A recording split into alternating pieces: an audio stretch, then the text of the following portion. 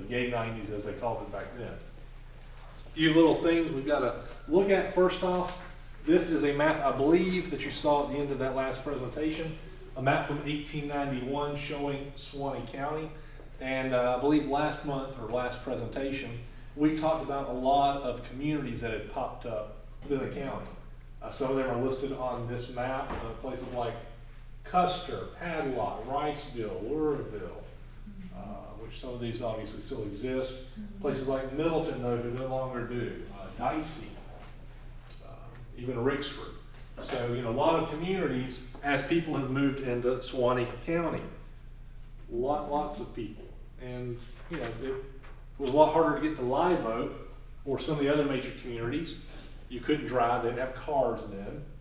You could take your horse and buggy or your mule or walk, but it might take a while. So these communities were established where you could just go down the road, so to speak, and get what you needed, your general goods, your lumber to build houses, those kinds of things. So these became the hub of society until vehicles were introduced a decade or two later.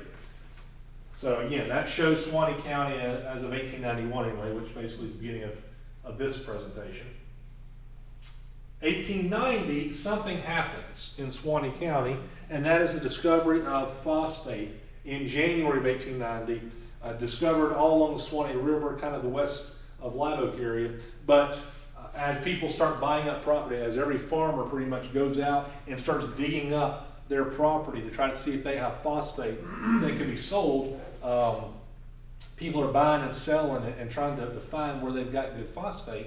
And as the smoke eventually clears, they realize that Luraville area is where the best phosphate is for the county. All the rest of it's no good, or there's just not enough there to make it worthwhile. So Luraville becomes the hub of phosphate production in Suwannee County. This phosphate production had kind of started a couple years before down in the Ocala area. That's kind of where it was discovered, so to speak. And started to be mined down there, and people came up here and found it also. Let's see. Yeah, speculators were buying land up. They were forming companies, different company names. T.I. McIntosh, Thomas McIntosh, who lived down in Luraville, pretty much became the largest phosphate owner when he bought up 320 acres. So he had a good spot. He formed the Luraville Phosphate Company in March of 1893. With some of the most phosphate-rich lands in Luraville. If you go through our county records, you will see in this decade, you will see a bunch of different phosphate companies. Ocala Phosphate Company, I think Blue Phosphate Company, the Luraville one, some French ones, just all kinds of different phosphate companies. It's a boom. It's kind of like the gold rush, but it's a phosphate rush. And that is what's happening. The problem with that, though, is Luraville is kind of out in the middle of nowhere. I mean, it kind of is today, no offense, but at least they've got the roads and such today. And back we then, like it that way. do what? We like it that way. Oh yeah, no, I'm not saying there's anything wrong with that. I live in the boondocks too. But if you're trying to do this, trying to transport this in mass to places like Jacksonville where it can get shipped out to Europe, you're kind of hard pressed. There's no railroads here. There's no major roads at this point down to Luraville. You can ship it by steamboat down to Cedar Key, and then from Cedar Key eventually to Europe, where there's a lot of need for it at this point for fertilizer and weapons production and such. But it's hard to get it out. So this becomes a stumbling block to phosphate production in the area. Now, there are some railroads close by, one of them being the Suwannee River Railway, which we'll talk about in just a minute, but that one's all the way up at what is now the Suwannee River State Park. Used to be called Columbus at the time. And they had been building slowly southward with logging, but they're still several miles away. So it's difficult to get this phosphate out in any quantity. I mean, you got a wagon, you can ship it up to Live Oak, but that's going to take you forever. You're one wagon at a time. Or again, steamboat. So it's very difficult to get this stuff out. Plus, even that's Suwannee River Railway is a logging railroad. These railroads are not permanent railroads. They're basically built very quickly, very cheaply, because I need to get from point A to point B with my logs to be able to take them to the sawmill. It's just kind of thrown down temporary. So it's not the best construction, not the best quality of railroad, And not only that, you've got other issues, things like tariffs or shipping charges. That railroad company is going to charge you to ship on their railroad. And so you're going to be paying a lot more money than if you just shipped it directly. So lots of issues. And so that kind of stalls major phosphate production in Luraville for a little bit. But it will create a rise in railroads that we'll talk about in a few minutes in the next few years in the 1890s. Meanwhile, other things are going on. Shift down to Branford for a minute. We've got a murder. And sometimes I tell people as I'm doing these presentations, the 1880s, 1890s, and even a little bit after that, were kind of like the Wild West. We've all seen Westerns, we've all seen the shootouts downtown kind of thing. We had those kind of things going on here even in the 1890s, and this is one of those examples. The murder of, he's called W.J. I'm sorry, that was his brother, J.T. Lasley, or Tom Lasley, or Lashley, depending on which place you go to. But Tom Lashley was killed in 1890 at the age of 42. He's down in Branford. He had apparently served as mayor of Branford, although Branford's records are very incomplete for those early decades. But apparently, according to some of these articles that I've read, some of these firsthand accounts, he was mayor at one point. But when he's killed, he is a justice of the peace down in Branford. He's also a businessman and whatnot. And there is this article here. There's a newspaper article I've seen. There's also some reminiscences by a man who became county judge in Lafayette County. At this time in 1890, he was a young clerk working in one of the local businesses. So he wrote about it decades later. He wrote about this tragic event, and it was put down to paper, and I was able to find copies of it years ago from a Lafayette County historian that's long dead. But he wrote about this account, and I've got it printed in here. I'm not going to read it off to you because it's several pages. But the gist of it is, when Mr. Lashley was mayor and then as justice of the peace, he was big into straightening people up. There was an issue in the 1880s, 1890s, early 1900s in Branford where people would come over and they'd get drunk and they'd get rowdy. A lot of Taylor County folks would come over, Lafayette County and whatnot, and basically cause a lot of ruckus. And he tried to put a stop to it. So a lot of people didn't like him because of that. Now, the law-abiding citizens loved him, but not everybody liked it. And one of those people who did not like that was a man by the name of Mr. Garner, and I think his name was Pete, sorry. Not James Garner, that's the actor. J.T. Garner. Yeah, J.T. or Pete is what he's called in some of the other first-hand accounts. So Pete Garner, basically, he had come down to Suwannee County. Supposedly he'd gotten in trouble back home where he was from South Carolina. He drank heavily and constantly, as the description from that judge, when he was a young man, says he wore a tall silk hat and a cutaway coat, which made people think him odd. I often heard people make fun of him, but always when he was out of hearing distance. He would go get whiskey, he'd get liquored up, and he'd get drunk, and apparently he was a mean drunk. So what happened was, one evening, they are in town in Branford. Mr. Garner goes into one of the bars, basically, and he goes in there and he starts throwing glass cups. So the owner is getting upset. It's like, Pete, you're causing me damage and destruction. And basically he doesn't care, and he just keeps throwing and breaking glasses. And next door is Mr. Lashley. That's where his office is. And so he comes over there to try to stop Pete Garner, and Garner just pulls out the gun and shoots him. And as Lashley falls outside the door back into the street, Pete Garner shoots him a few more times, and then takes off to his own two-story wooden building, which he runs as a business. Well, not everybody likes that. A man by the name of Kit Carson. Not the Kit Carson you know from the Westerns, but his nephew or grandnephew. He lives here. Basically, he was in bad shape from tuberculosis and one of those kind of diseases. So Tom Lashley had brought him down to Florida and he had recovered, and so this Kit Carson guy basically owed his life to Mr. Lashley, so he was upset. He pulls out his gun. He basically has a gunfight in the street with Pete Garner. Now, Pete Garner's still up in his building, so they're trading shots. Kit Carson's just out on the street shooting, and so it's, you can picture these westerns, you can picture them shooting. Well, by this time there's a crowd that's starting to come and see what's going on. In the process, unfortunately, there is a bystander who was killed. His name is Hope Sapp, and he is apparently up in the Garner building on other business and gets caught in the crossfire and gets killed. So Pete Garner basically yells down saying, hey, Hope Sapp just got killed. I didn't do it. He got in the crossfire, just to let everybody know that he's not the murderer of that guy. Now, he doesn't care about the Lashley. Yeah, I did that, but this innocent guy, I didn't kill him. So basically, Hope Sapp's brother is yelling up to him saying, hey, can I come get him? And everybody's afraid that he's going to get shot by Pete Garner, because again, he's still kind of drunk too. So eventually, Hope Sapp is allowed to go up with one other person who's unarmed to go get the body of his, not Hope, but his brother. He's able to get his body, and they come back down, and then the shooting recommences between the two. Kit Carson's like going underneath the porch and reloading and coming back out and shooting. But eventually this is an issue. And at this time, Robert Ivey is mayor of Branford. We'll talk about him. We talked about him. We'll talk about him more in a few minutes.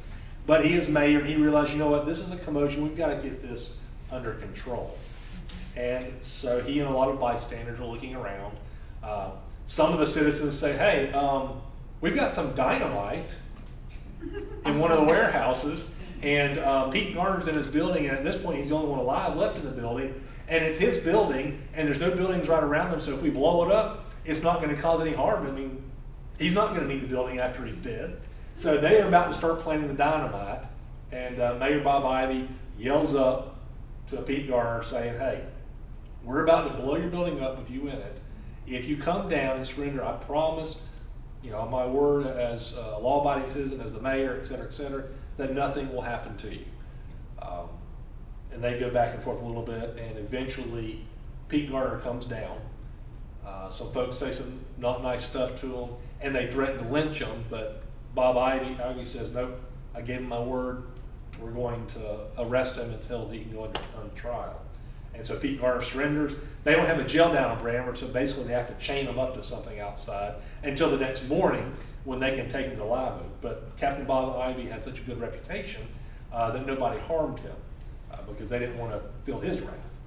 And so Pete Garner is charged with murder, and he's convicted. I think he has 5 years in jail. Then he gets sent somewhere out of state. So meanwhile, other places in Suwannee County are progressing, moving on, including Live Oak. Live Oak continues to grow as a hub of Suwannee County, and not just Live Oak, but the entire county is growing. From, we now have 82 schools in Suwannee County at this time. The population increases in this decade from 12,500 to 18,000. So we have a 50% increase in just 10 years. And it will continue to increase after that. But yeah, 82 schools, 57 are for white, 25 are for black students. We've got a number of prominent folks moving in. We've got sawmills opening up. We've got lumber mills. We've got turpentine manufacturing. We've got brick manufacturing coming in. Lots of different things. This is an era of this era in the next decade that we're going to be talking about in the next couple months. Is the era of a lot of fine Victorian homes being built, 2-3-story homes, some of which still exist, but they are being built in Live Oak and other places. We've got Thomas Dowling coming into the county and really starting to build up stuff. We've got hotels, we've got railroads coming up, those kinds of things. So this is a picture from 1888, which really falls in the last lesson, but it is indicative of some of the people that live here in Live Oak and in Suwannee County during this era. Several folks in there. We've got a guy named Enoch McDaniel. There's one of the many Kemps that lived in the area at the time. We got Frank McClellan of the large McClellan family, and even B.W. Heldenston, the original B.W. Heldenston. He's the one on the back right. That's him. He looks like some of his descendants that I've known over the years. But this is about the time, right before he establishes his insurance company. This is probably about the time he was principal still at one of the schools. So 4 years later, he would establish his insurance agency, which still exists today and is still run by the family. Some other folks in here, let's see. There's Laura White, Mary McClellan, Texas Overstreet, Dan McClellan are some of the folks on the front row. And I don't know who all these people are. Like, I can't point out other than B.W. Helmston. I can't point out this is this person, that's that person, because whoever took the picture and made the notes did not indicate who's who. Just, oh yeah, there's some of these folks here and whatnot. So it's kind of sad. I hate that. It'd be nice to know who every one of these people were. So as Suwannee County is growing, and we've talked about this a little bit before, but places like Suwannee Springs are bringing people in from all over the world, not just the state, not just the United States, but the entire world are coming to Suwannee Springs to enjoy the health benefits of this resort. This is a drawing of what I call the first post-Civil War hotel. Now, there had been stuff there, hotels and whatnot at Suwannee Springs since at least the 1830s and 1840s. We have evidence of that. We have records of that. Don't have any pictures or drawings, but we know there was a resort there by the Second Civil War in the 1830s and 1840s. After the Civil War, it built back up in the 1870s, 1880s. This was the first post-Civil War hotel that I know of anyway, and that's what I call it. But this was a huge structure, 5-turreted kind of beautiful wood structure. Now, whether it was exactly these dimensions or not, you know how painters sometimes can exaggerate, especially when they're trying to advertise something. So I'll just go with that's probably pretty accurate. Let's go with that. What we do know is it was a large building. It was very magnificent. It had, I think, like 100 rooms or so. Beautiful. Built in 1884. Unfortunately, it did not last long because it burned down. And the Jacksonville newspaper, I think I talked about it last time, but Jacksonville newspapers and other ones talked about the fire, and 1 or 2 people were killed. But it was a very big loss because it was not fully insured. It was underinsured, I guess, to try to save money, unfortunately. But what happened as a result of that the owners decided, hey, we are not going to put all of our eggs in one basket. We're not going to build one huge, massive building for our resort. We're going to build still good sized one, but a smaller one, and we're going to build a bunch of cottages and outbuildings and such, and that will be our resort. And that's what they did. So after this one burned down, they rebuilt, and this is a kind of poor photograph of it, but this shows the second post-Civil War hotel that I talk about anyway. Smaller structure, not near as big. It's still not bad.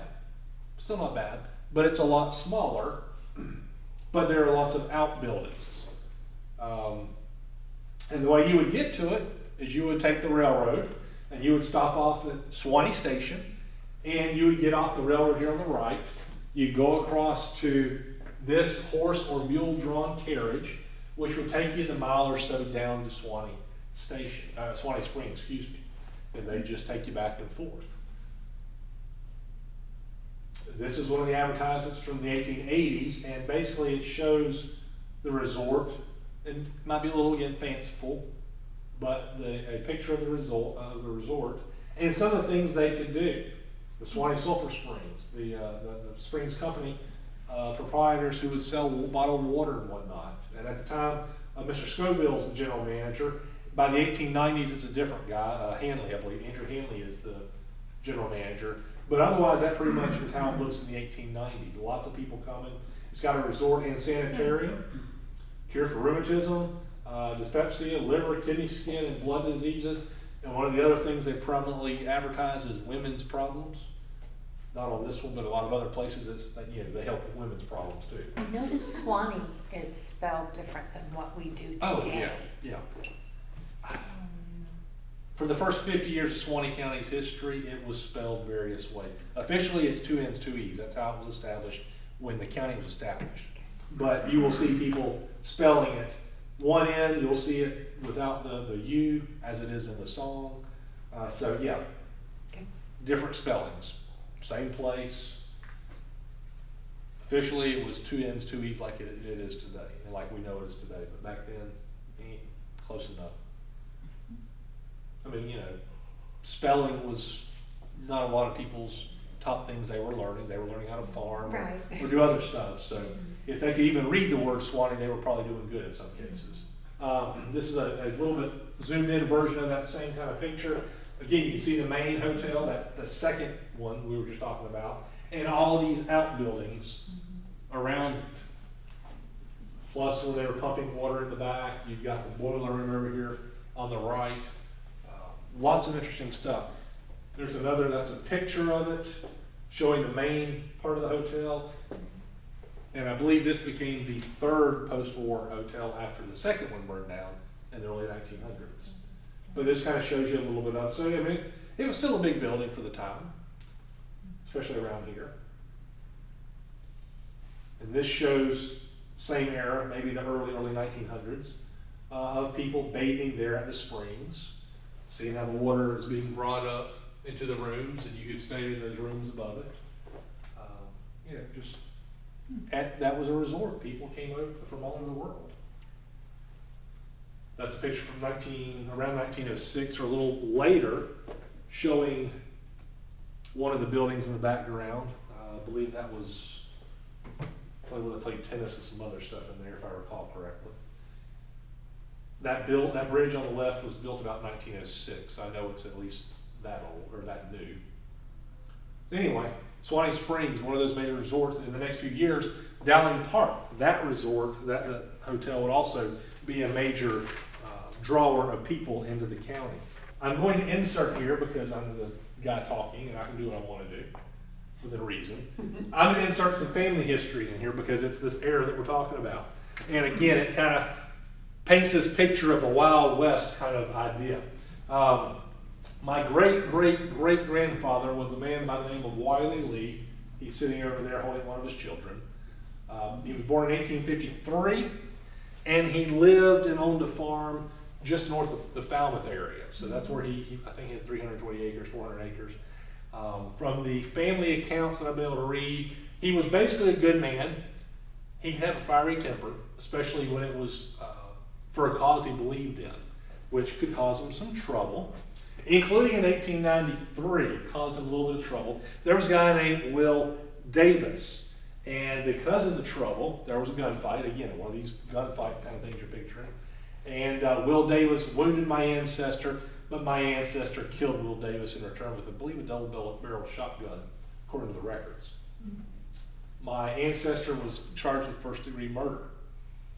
As the trial went on for the existing records, they examined everything. He was badly injured, so it took a little while. They had to keep postponing the trial until he was well enough to actually stand trial. And he was eventually found not guilty, and it was justifiable homicide. Now, I talked to my great-grandmother before she died at the age of 101. And I asked her about this when I learned about it. And she said, oh yeah, my mom told me the story, which her mom, my great-great-grandmother, is the one right here. She's a twin, that's her twin, Lena and Luna. And they married, I think, brothers. Both Harolds. So anyway, that's a whole other thing. But my great-grandmother said, oh yeah, that guy made fun of one of Wiley's daughter's chest sizes. And so that's how it started. So justifiable homicide because of that. Different times. But it also, the records seem to indicate that Will Davis fired first. So, you know, it was just funny that there's fighting words. I'm going to kill you over that. And it happened. Different times. Other people are dying in Suwannee County. More influential people are dying in Suwannee County during this decade. One of them being Daniel M. McAlpin, Daniel Munn McAlpin, for whom McAlpin is named. He dies in 1893 at the age of 48. He was a state representative, which is where this picture was taken, in Tallahassee. He was also a county commissioner between 1877 and 1880.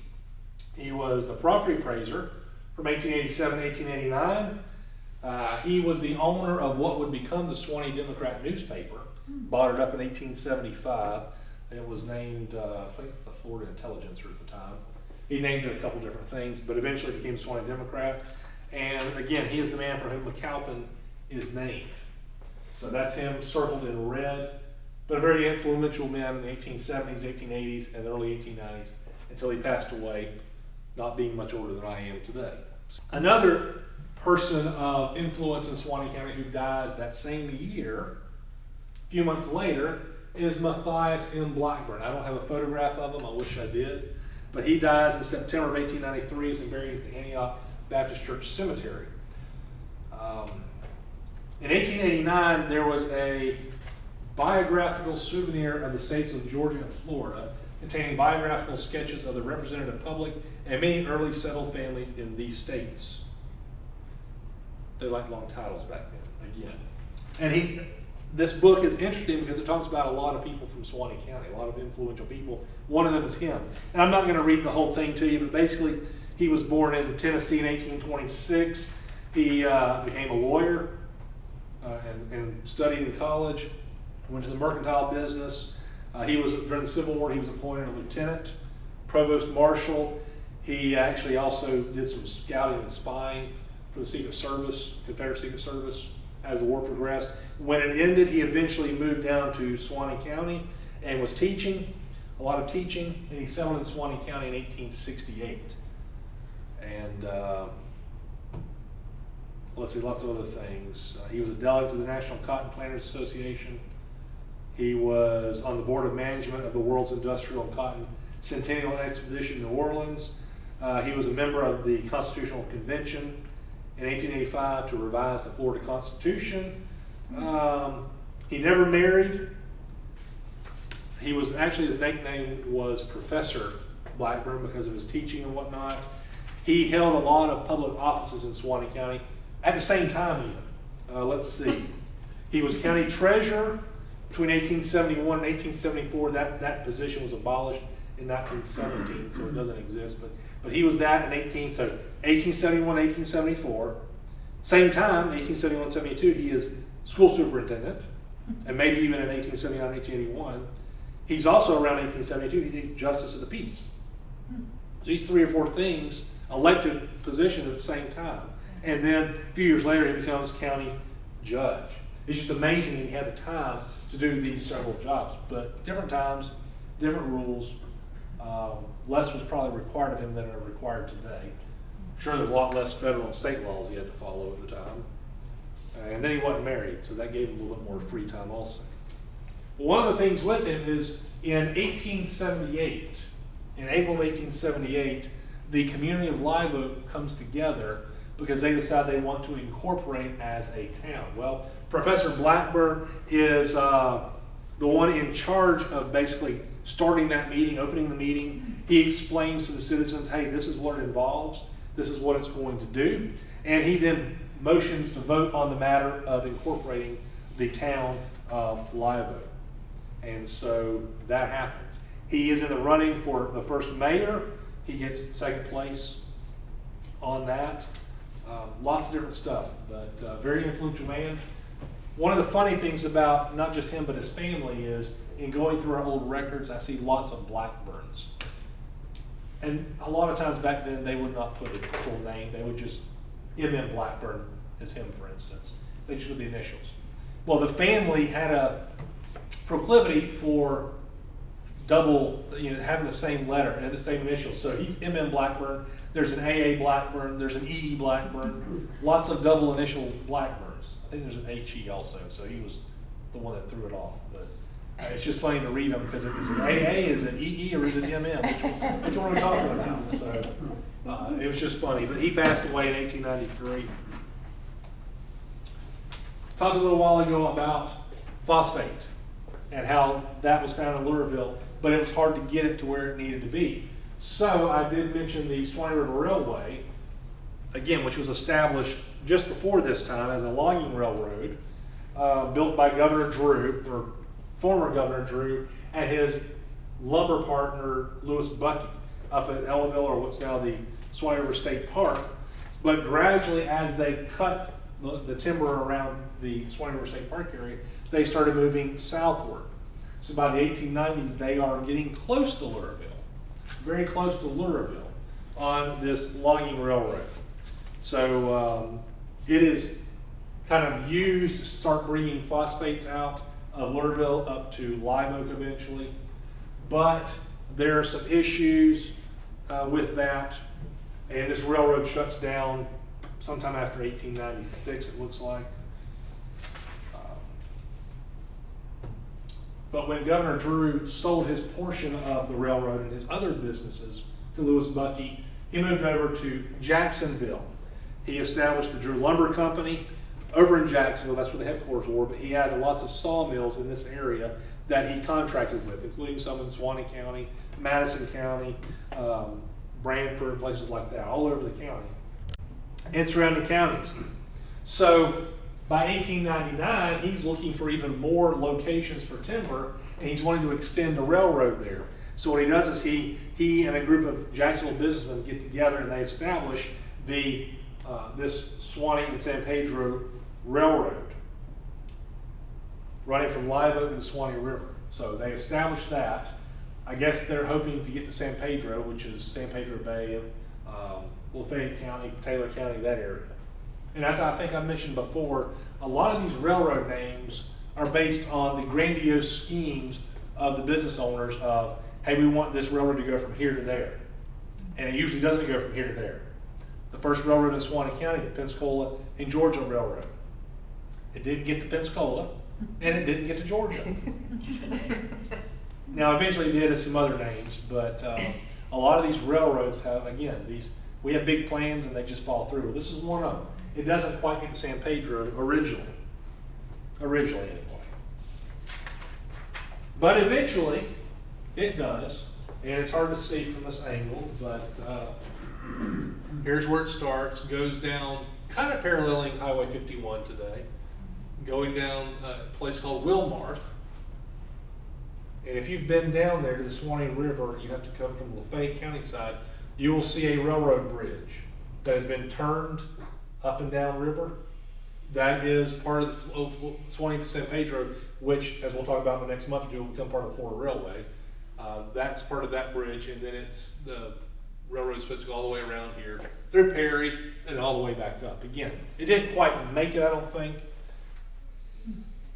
But that's not the only railroad in this decade that is being established. Here's another one. Live Oak, Luraville, and Deadman's Bay Railroad. Now this one is established by the main backers for this are Thomas McIntosh, that phosphate guy we talked about a little bit ago, who lives in Luraville, and Thomas Dowling, who is big into timber but also railroads.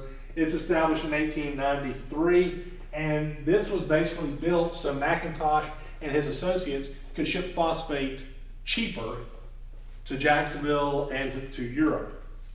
So they were hoping to do something with that. Unfortunately, they didn't get very far into construction before they ran out of money. They had some issues and they just didn't have enough money. So the mines are still sitting there, not able to get sufficient phosphate out. And so what happens is, in 1894, the French phosphate company purchases Luraville mines, like McIntosh's portions and such, and they contact some of their American agents to somehow establish a railroad line coming out of Luraville. So because of that, and this is where it's going to get kind of weird for the next few minutes, few slides, you're going to see railroads with very similar names. The Live Oak and Gulf Railroad is established in 1895. It takes over the incomplete line of the Live Oak, Luraville, and Deadman's Bay Railroad. So they take over that stuff and start adding to it. Within a couple months, they've added a mile of track. By May 15th, they've got 12 miles of track laid, and they're kind of getting to Dowling's Log Railroad. 19 new miles of new track there. And they keep going, keep trying to build, using some other railroads as help. Now the Live Oak and Gulf, once it was completed, started running thousands of tons of phosphate, especially between 1895 and 1896, once it was completed. So now Now they can get phosphate out in large quantities. Thousands of tons are coming out, which is good until they start shipping these large quantities and the scientists get a hold of them and realize this phosphate isn't very good. It's not good. It's got too much iron. So it's not very good for fertilizer, for chemicals, or for gunpowder. I guess iron makes it more explosive in a bad way. So they basically said, we can't really use that. So all those people that have bought up all that property down there that thought they were going to get rich are no longer so rich. So it's like, oops, it was a bust. It was a bust for a while. So what happens in 1897, once that is discovered, the Live Oak and Gulf shifts to kind of a general carrier. It was basically built as mining. It's a mining road, but no longer can they make money off that, so they change to a general shipping carrier. So they're shipping lumber from down around Luraville. They're shipping bricks from one of the brickworks that's located in Luraville. Oh, one other thing to say, because of this phosphate boom, this 2, 3, 4 year phosphate boom, Luraville becomes larger than Live Oak. So for a time, Luraville is the largest community in the county. But not anymore, because now it's phosphate, we can't use it, it's not much good. But they still have several industries down there that they had already established. Let's see, logging, all that kind of stuff. In 1899, they start shipping a little bit more phosphate over, but it dries up by the next year. I guess they found a little vein that was decent, but it wasn't very long before they finished getting it out. Live Oak and Gulf Railroad kind of gets involved in a feud between Governor Drew's son, Frank Drew, and the Seaboard Airline, or what becomes the Seaboard Airline Railroad. So, eventually it gets bought out in 1904, and then the name ends in 1905 when it merges with the Suwannee and San Pedro Railroad to become the Florida Railway. Again, we're going to talk more about it in the next month or two, but the Florida Railway. This picture is the only known photograph I have, and anybody else seems to have, of the Live Oak and Gulf Railroad. It's taken down at a depot in Luraville. So that's the only known photograph of the Live Oak and Gulf Railroad. Okay, remember that. Live Oak and Gulf Railroad. Meanwhile, as I've already kind of alluded to, we've got Mr. Dowling, not just Thomas Dowling, but R.L. Dowling, Robert Dowling and Sons, his relatives, are also using their own logging railroad to stretch their timber industries through Suwannee County. In the 1880s and early 1890s, they basically cut out all the timber around Live Oak, so they start building westward towards a community called Hudson upon the Suwannee, now called Dowling Park. So they're building that, and once a lot of the timber is depleted in that area, they start going down over into Lafayette County even. So they are working, it's originally a short line lumber, the short line railroad, but they want to do more than just ship lumber. So they do some backroom deals, wheeling and dealing. And so in 1903, they establish the Live Oak and Perry Railroad. So the other one we just talked about was the Live Oak and Gulf. This is the Live Oak and Perry Railroad, established from the R.L. Dowling short line. But there were some problems with the original charter of the Live Oak and Perry. Yeah, Live Oak and Perry. So in 1906, and again, we'll talk more about this the next month or two, they redo the charter and rename it the Live Oak, Perry, and Gulf. So we looked at the Live Oak and Gulf, the Live Oak and Perry, the Live Oak, Perry, and Gulf. So the LOP&G, that becomes the most famous of these short line railroads in Suwannee County. And again, we'll talk about it more in the next month or two. But you can see these various railroads coming in. Some last longer than others, but they are coming in. But there's other things going on besides railroads. Robert Ivey, I talked about him last time. I've also talked about him a little while ago. Served in the Civil War as a young man before they realized he was too young. He was only like 12 or 14. So eventually he got kicked out because he was a little too young kid to serve on the front lines. But he was from the Branford area, became one of the most prominent steamboat builders in North Florida and definitely in Suwannee County and the surrounding areas. Built several steamboats, including Belle of Suwannee. The C.D. Owens, several named the Suwannee. He loved the name Suwannee. Whether it had one end or two ends, he did both. Going back to your question, even he was spelling them differently.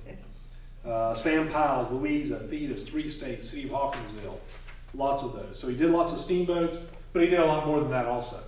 He built a hotel in Branford for his steamboat travelers so they could have a nice place to stay. Kind of like what Henry Plant and Flagler and some others would do. They have the transportation, and then, if you want to rest from the transportation that I provide you, hey, here's a hotel that I can also provide you. So making money from other places. He was also mayor of Branford, as I mentioned. A businessman, did lots of things. Dan McQueen, I believe I talked about him last time. He was a mulatto or a mixed race, I guess we could say. Former slave, children of former slave, that kind of stuff, who worked his way up on steamboats in the 1870s, 1880s, 1890s, starting as like a dishwasher, and worked his way up. So by the 1890s, he is a steamboat pilot and captain. He is known for basically knowing the Suwannee River like the back of his hand. He can steam supposedly in pitch black darkness. He knows every nook and cranny of the Suwannee River, and he can safely steam on a steamboat in pitch black darkness.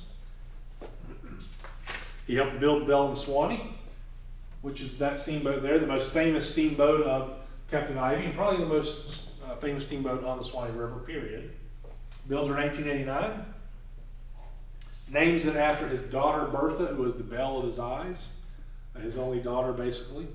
It is a favorite of the honeymooners, not the TV show, but people that are honeymooning. Also, it was very famous for its catfish suppers that it would serve. So, you get married, you hop right on the Belle of Suwannee, you use the bridal suite, eat the catfish dinner, and have fun steaming on the Suwannee River.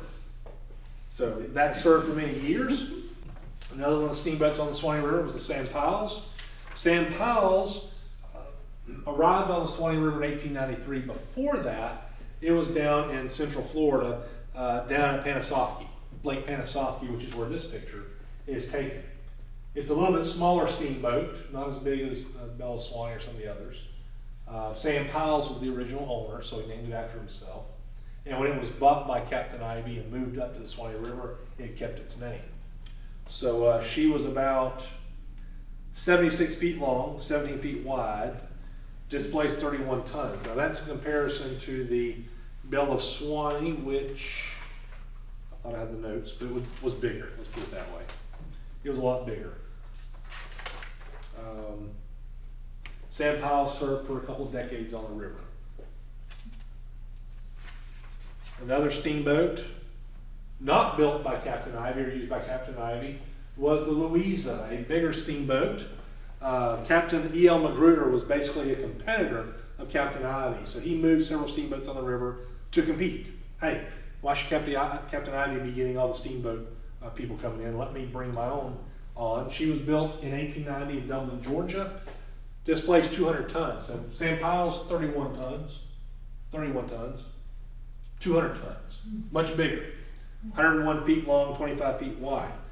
So the Louisa has lots of nice staterooms, and basically she and the Belle of Suwannee are kind of the creme de la creme of steamboats to ride on or to sail upon on the Suwannee River in the 1890s. Eventually she sold and sank on the Santee River. Let's see. One point to mention, because it will be in this picture and the next picture. This picture is taken down close to Luraville at a place called Peak, P-E-E-K. You will see the railroad depot here. You will also see railroad tracks. It went all the way up to the river so they could directly load and unload from the steamboats to the railroad. Pretty handy. So that picture is taken there. The next picture is also taken in the same location. Just C.D. Owens is passing by. It's harder to see in the background, but it's there. So it could have been the same person that took this photograph. I don't know when it was taken, but same place, kind of funny. But the C.D. Owens was Captain Ivey's biggest steamboat that he built on the Suwannee River. She was 231 tons, 135 feet long, 33 feet wide. C.D. Owens was one of Robert Ivey's friends. He was one of the folks involved with the Savannah, Florida and Western Railroad, basically the predecessor of what we still have today running through Suwannee County. And she did a lot of steaming on the river, but not too long, because she was built in 1895. Unfortunately, in 1896, we have a major hurricane. This is before they named hurricanes, so it is called simply the hurricane of 1896. There were probably other hurricanes, but this is the only one anybody remembers. Hurricane of 1896, October 30th, 1896, it came in directly at Cedar Key. I believe, if I read the records, it was a Category 3, 125 mile per hour winds, 10-foot plus tidal wave, a wave coming in. It devastates the town of Cedar Key. That's Cedar Key, right after it happens.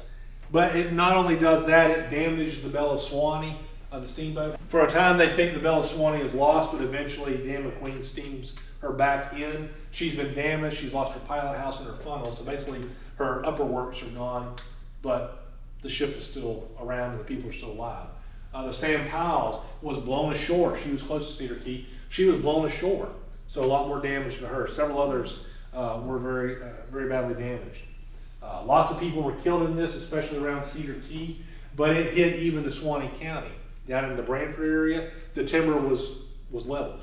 I mean, it was strong enough to level the timber, destroyed pretty much Branford. Most of the buildings were destroyed. I think there was one left because a lot of churches had to use it at St. So it's like, all right, you guys get it at 10 o'clock, you get it at 11, you get it at 12. Only one building left in town pretty much. Mm-hmm. So lots of destruction. Yeah. Notice even all these houses knocked off their foundations. This hurricane was so powerful and was so destructive to Cedar Key that what you know of Cedar Key today, anybody been there?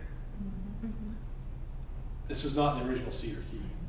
They moved the town from this key, which was Atsina Odie, I believe.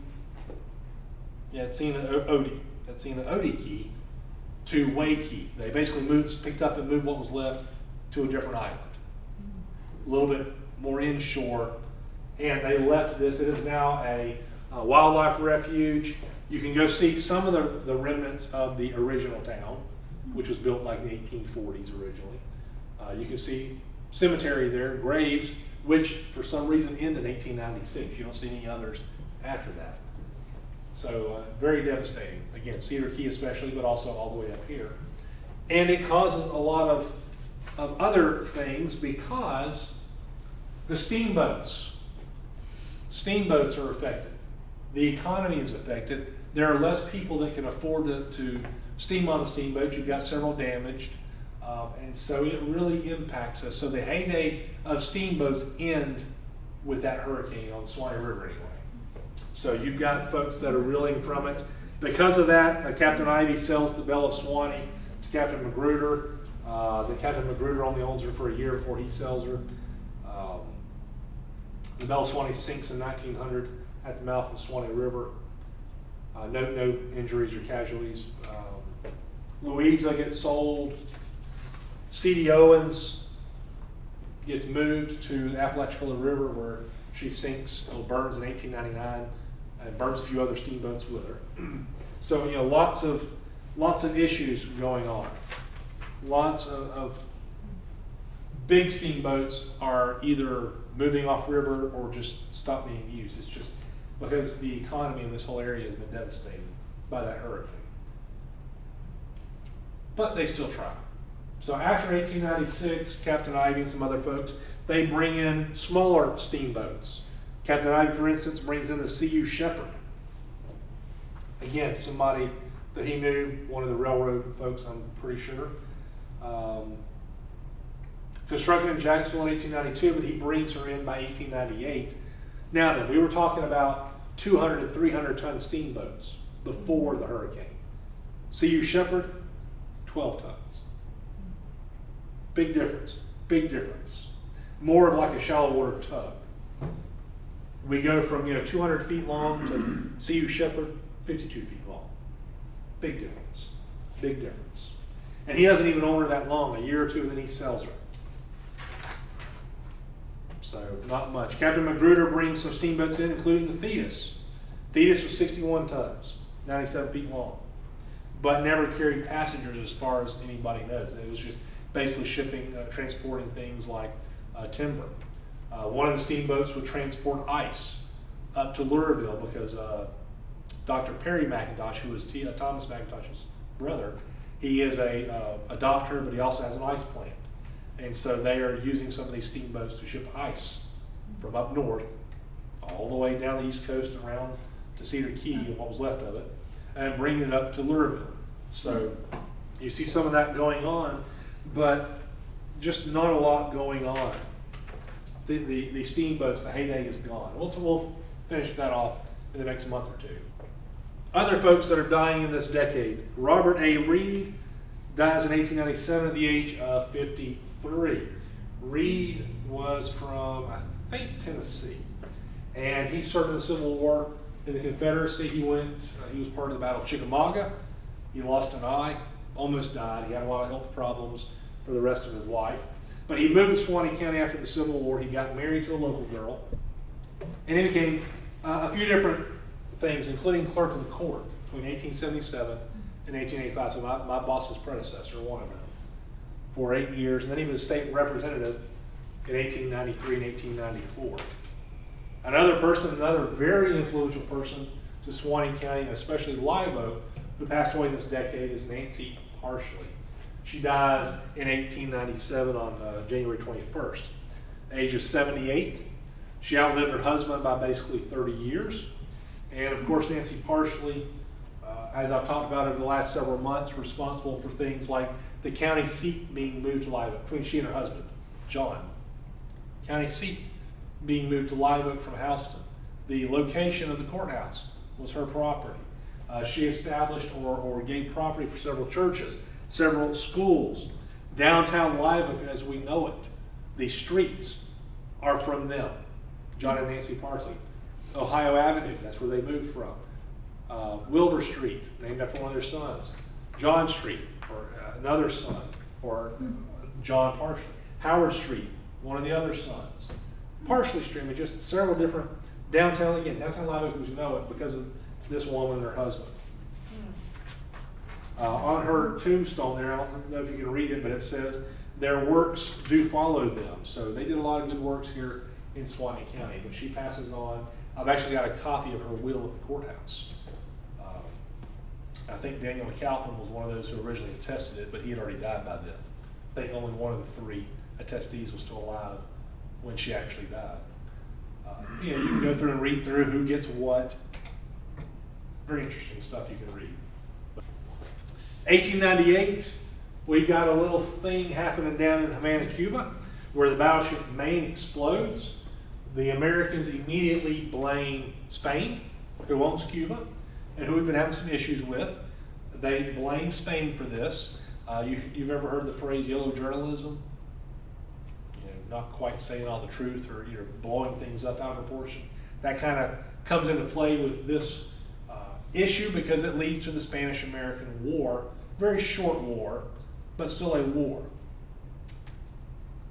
Later studies suggest that the Maine blew up not because of sabotage by the Spanish, but from a coal mine explosion from within the ship. Mm-hmm. So, oops, let's start a war over that. But we did. And as part of that war, which some of it was fought over in the Pacific in some of the Spanish colonies there, some of it was around Cuba and other places, we had our local militia that became involved. The Suwannee Rifles is what it was called. This gentleman here that I've got two pictures of was Captain, later he was a Major, Captain E. Porter. He was from Arkansas, was a gentleman who learned a lot about engineering, about mechanical things, boilers, those kinds of things. So he moved down to Suwannee County, and he is the man who brought electricity to Live Oak. He was also one of the first 3 people in Suwannee County to own an automobile. Woo-hoo. And he owned the Live Oak Manufacturing Company, which is a huge manufacturing business on the eastern side of Live Oak. Well, our Suwannee Rifles are called up as one of several units from Florida that need to go to Tampa to train in order to help invade Cuba. And so he takes his troops down to Tampa, even though he just had a major fire the day before and his manufacturing company burned to the ground. But he goes to Tampa, he gets everything situated, then he comes back up to rebuild. The war ends before we can invade with our troops anyway. And so our troops come back home. He comes back home, rebuilds, and continues a lot of businesses until he dies in 1927. 1899, Live Oak. This is looking downtown Live Oak. Ohio Avenue is running from left to right in this picture. This is looking west towards or down Howard Street. This building there in the front right is still there. It was last B-Posh. But this is downtown Live Oak. What I want to point out to you is look at the ground. Dirt. But not only dirt, what color is it? It's not the dirt that's what I want to point out. What color is the ground? From this picture, it's hard to tell. White, It's white. What's white? limestone, Okay, that too. Well, something else. Some Phosphate. wintry thing called snow. Snow. Snow. One of the few times that's happened. I know in the 1950s it did. I've got pictures of that. And I remember as a child, I think 1989 it snowed here. As we move into the 1900s, here is a map from 1900 showing a lot of communities.